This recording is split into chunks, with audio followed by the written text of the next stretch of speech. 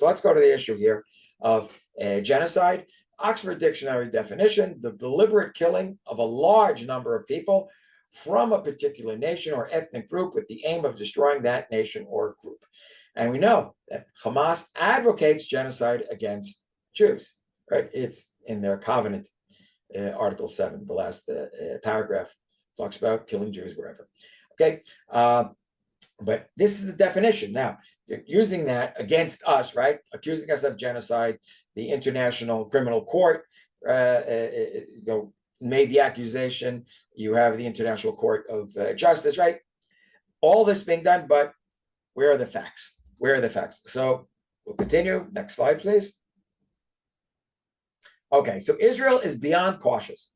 Okay, and it doesn't matter what we happen to think. We know there's always lots of debates.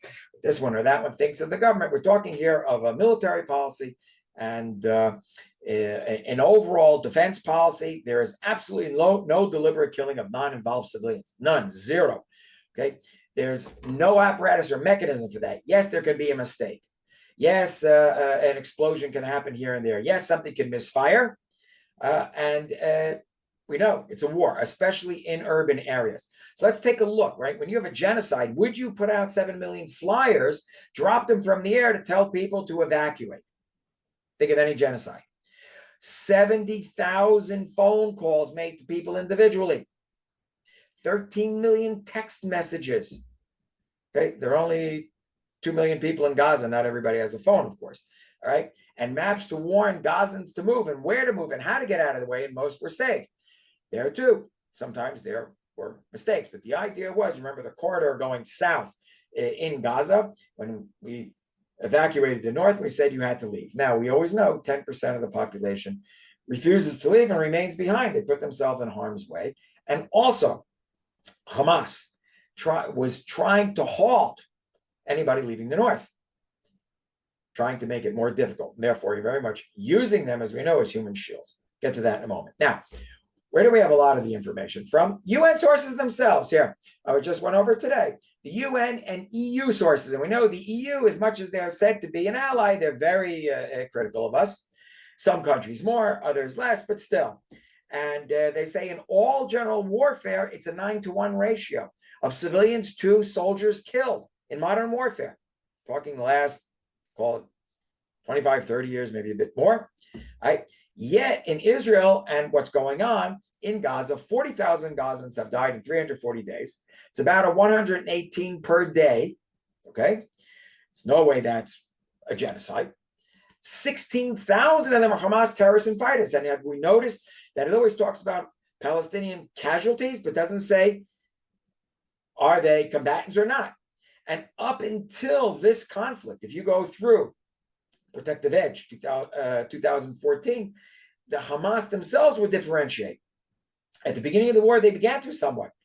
They got to a point where they announced 6,000 casualties, but then they saw the Western press reporting just a general amount. So they stopped talking about their own casualties. So, of course, we're counting them. 16,000 at least. My discussion with Elliot today, and he's involved very much with the military, says, look, it's a lot closer to 20,000. And I said, you know what? I'm going to use the low number, just so nobody can accuse me of overdoing it. All right. And by the way, the international sources know this. They won't report it that way. After all, those Nukhba terrorists that came across, and a good amount were killed, thousands, right? We say 3,000 came across today. It looks like it's closer to 6. The thousands and thousands that were killed, why are they just included in a general counting? Okay. It's insane. In any case, 40% are combatants, at least.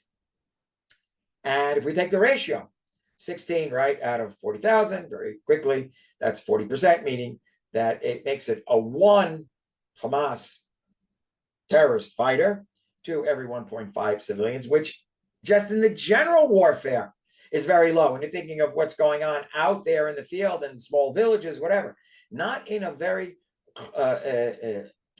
dense urban environment.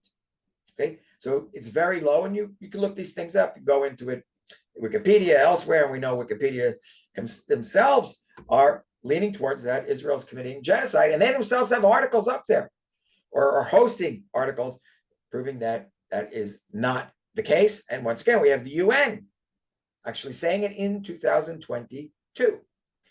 Next slide, please. Okay, so the jihad theology. How do you want to achieve getting to heaven? You kill or be killed by a Jew. In other words, battling Jews. By the way, it also includes Christians, also Christians. And you actually get a double reward. We'll be getting into that. It's in the Islamic texts. And we know urban warfare is always higher casualties. And certainly when civilians are being used as human shields. And many of them know they're doing that because they figure, to be a shaheed or they'll achieve martyrdom, right? Be a martyr. And it's also in the literature. Some of the recent fatwas or edicts that are out there from the late 20th century into the 21st. They go beyond being human shields, but be human sacrifices. In other words, it said basically that, okay, so you were sacrificed for the cause. Our biggest problem is that if there are casualties on their side, we're at fault. And it doesn't matter who it is. You notice they don't even count armed Hamas members. And certainly if it's, civilians, right, we're in terrible trouble. And then on our side, right, the amount of casualties we have, military or otherwise, or civilians, so it always works against us. On the other hand, it all works for them. The more Israelis are killed, doesn't matter, military or civilian, they're happy, it's a celebration. And when they have their own fighters killed, terrorists, they are considered to be martyrs, as are the civilians, and the civilians can be used twice over, for sure, as victims of, quote, Israeli aggression, Israeli genocide. And once again, I'll go back to it, not even differentiating one from the other, right? Who's fighting, who's a combatant, and who isn't. Bottom line also, just a bit of statistics, right? 47, right? If we take 300, we take 40,000 divided by 340 days of conflict, 47 Hamas combatants are killed for every 71 non-involved. And amongst the non-involved, right, we know many caught in the crossfire or human shields, human sacrifice. And we'll add into this also, and it's a little tough to do the statistics, but what about the natural death rate? Has anybody thought of that one? Also, there are quite a few tens of thousands who die naturally in Gaza of every year. Sort of like thrown into the mix also. So you can also take off, I think it's, may even go, is it 6 or 7 for every day, if not more. Okay, so the number really is much closer to 1 to 1, and that's in urban warfare. So there's absolutely no genocide.